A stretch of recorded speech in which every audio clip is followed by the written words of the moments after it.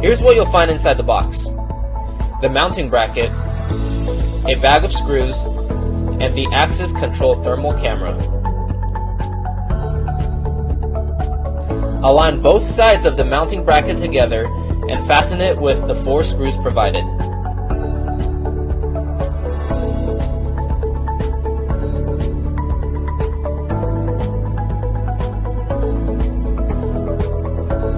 After this, slide the mounting bracket and secure it with the Torx key. Connect a 12-volt 3-amp power adapter and the lane cable. Connect the access control wires.